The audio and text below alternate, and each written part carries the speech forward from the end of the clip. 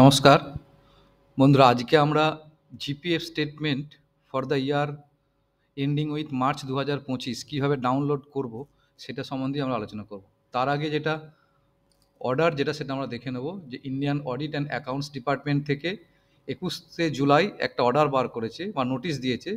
সেখানে বলা হচ্ছে সাবজেক্ট হচ্ছে publication of annual GPF statement for the year 2024-25 in order to facilitate easy access to the annual GPF statement as well as to provide better services to the GPF subscribers through the use of information and communication technology, and also as green initiatives by this office, the printing and dispatch of annual GPF statement were discontinued since 2020-21। অর্থাৎ 2020-21 থেকে কিন্তু এই GPF statement মানে hard copy dispatch করা কিন্তু বন্ধ হয়ে গেছে। Instead GPF statement with QR code and facsimile signature were introduced for viewing and downloading by the individual subscriber. Henceforth no GPF account statement would be send to any head of office or DDO, and therefore there is no requirement for sending requisition for issue of GPF statement to this office। অর্থাৎ DDO যারা drawing and disbursing officer রয়েছেন তার আন্ডারে যে সমস্ত এমপ্লয়িরা রয়েছেন তাদের GPF স্টেটমেন্টের জন্য রিকুইজিশন দেওয়ার কোনো প্রয়োজন নেই, এবং জিপিএফ স্টেটমেন্ট কিন্তু হার্ড কপি পাঠানোটাও ডিসকন্টিনিউ হয়ে গেছে 2020-21 থেকে। এই কারণেই বলছে now it is to inform that closing as well as processing of the annual GPF statement for the accounting year 2024-25 has been completed। অর্থাৎ 2024-25 যে অ্যাকাউন্টিং ইয়ার ছিল তার কিন্তু জিপিএফ স্টেটমেন্টের ডিটেলস ইনফরমেশন কিন্তু পোর্টালে আপলোড হয়ে গেছে। The annual GPF statement for the year 2024-25 will be available for view and download in soft copy at AGWB website, অর্থাৎ agwb.cag.gov.in এই ওয়েবসাইটের মাধ্যমে 22 তারিখ থেকে অর্থাৎ 22শে জুলাই বা তারপর থেকে কিন্তু এই স্টেটমেন্ট ডাউনলোড করা যাবে। তাহলে এখন আর হার্ড কপি নেওয়ার কোনো প্রয়োজন নেই, নিজেই ডাউনলোড করে সেটাকে আমরা প্রিন্ট আউট করে রেখে দেবো। তাহলে এইটা অর্ডার হয়েছে এবং এটা করা যাবে 22শে জুলাই বা তার পরবর্তী থেকে, অর্থাৎ এখন থেকেই করা যাবে। তাহলে আমি এটা কীভাবে ডাউনলোড করবো সেটা দেখে নেবো। তাহলে আমরা গুগলে যাব, গুগলে গিয়ে আমরা এই অ্যাড্রেস বারে সরাসরি লিখবো agwb.cag.gov.in, অথবা গুগলে গিয়ে আমরা যদি লিখি জিপিএফ স্টেটমেন্ট ডাউনলোড তাহলেও এটা চলে আসবে। সেখান থেকে সাবস্ক্রাইবার লগ ইন, এবার এখান থেকে আপনাকে সাবস্ক্রাইবার লগ ইন করতে হবে। প্রত্যেকের আইডি লগ ইন আছে, যাদের না থাকবে তাদের নতুন করে আইডি এবং লগ ইন ক্রিয়েট করতে হবে। এবং সেক্ষেত্রে দেখুন সিরিজ কোড যার যেটা হবে, আমার ক্ষেত্রে এজিআর। এবার জিপিএফ নাম্বার, এরপরে যেটা WB থাকে সেটা লেখার প্রয়োজন নেই, শুধু নাম্বারটা লিখলেই হবে। তাহলে আমি এক্ষেত্রে নাম্বারটা লিখলাম। এবার ডেট অফ বার্থ লিখতে হবে এখানে,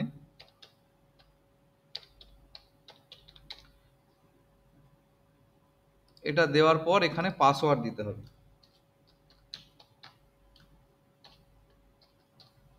এবং তারপর ক্যাপচা করে সাবমিট করতে হবে।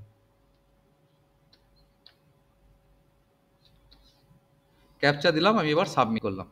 তাহলে সাবমিট করে ড্যাশবোর্ডটা প্রথমে খুলে যাবে, নাম চলে আসবে এখানে, দেখুন নাম চলে এলো।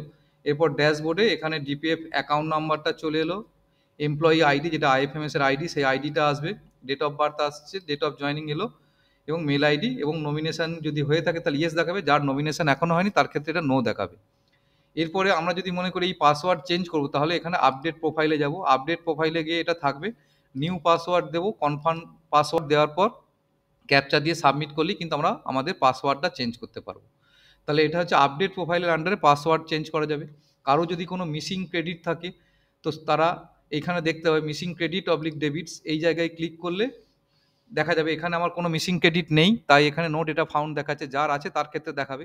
এবং যদি মিসিং ক্রেডিট থাকে তাহলে যে মাসের মিসিং ক্রেডিট থাকবে, ধরুন 2024-এর মার্চ মাসের মিসিং ক্রেডিট আছে, তাহলে 2024-এর ফেব্রুয়ারি মাসের যেটা পে স্লিপ ছিল সেই পে স্লিপটাকে ডাউনলোড করে তার যে ডিডাকশান হয়েছিল, তার যে চালান নাম্বার ছিল, যে চালানে জমা পড়েছে সেটাকে অথেন্টিকেট করে আমাদের কিন্তু আপলোড করতে হবে। তাহলে এই মিসিং ক্রেডিটটা কিন্তু এভাবে আপনারা দেখে নেবেন। যদি মিসিং ক্রেডিট থাকে কোনো মাসের, জিপিএফ স্টেটমেন্টে দেখা যাচ্ছে যে মার্চ 2024, তাহলে আপনার ফেব্রুয়ারি 2024-এর যে পে স্লিপ ছিল, সেই পে স্লিপটা আপনারা আইএফএমএস থেকে পাবেন। আইএফএমএসে গিয়ে মাই ডকুমেন্ট আন্ডারে ভিউ পে স্লিপ করে ডাউনলোড করতে পারবেন, সেটা নেবেন। তার সঙ্গে যে চালানে আপনার সাবস্ক্রিপশান জমা পড়েছিল সেটাকে, এই দুটোকে একটাই পিডিএফ করে অথেন্টিকেট করে আপনাকে কিন্তু পোর্টালে আপলোড করতে হবে এবং এজির মেলেও পাঠাতে পারেন। এখন আমরা যেটা আজকের টপিক, যে জিপিএফ স্টেটমেন্ট কীভাবে ডাউনলোড করবো। ধরুন এখানে জিপিএফ অ্যাকাউন্ট স্টেটমেন্টটা তখন আমরা ক্লিক করব। জিপিএফ অ্যাকাউন্ট স্টেটমেন্টে আমাদের ক্লিক করতে হবে। জিপিএফ অ্যাকাউন্ট স্টেটমেন্টে ক্লিক করার পর দেখুন এটা চলে আসবে, এখান থেকে সিলেক্ট ফিনান্সিয়াল ক্লোজিং ইয়ার। তাহলে আমি 2025-এরটা অ্যাকাউন্টিং ইয়ার 24-25-এ বার করবো, তাহলে ক্লোজিং ইয়ার আমি 2025 সিলেক্ট করলাম, দিয়ে সার্চ করব। যেই সার্চ করব তখন কিন্তু এখানে ডিটেলসটা চলে আসবে।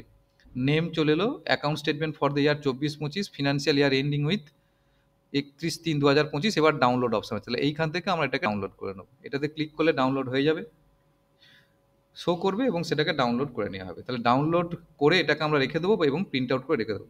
দেখুন ডাউনলোড হয়ে গেল এবং ডাউনলোড হওয়ার পর এটা শো করবে। এখানে আপনার নাম থাকবে, এখানে GPF account number, rate of interest কত ছিল সেটা দেখাবে 7.1, যার যেটা বেসিক পে সেটা এখানে শো করবে। নমিনেশন যদি থাকে তাহলে ইয়েস দেখাবে, আর যদি না থাকে তাহলে এই জায়গায় কিন্তু নো দেখাবে।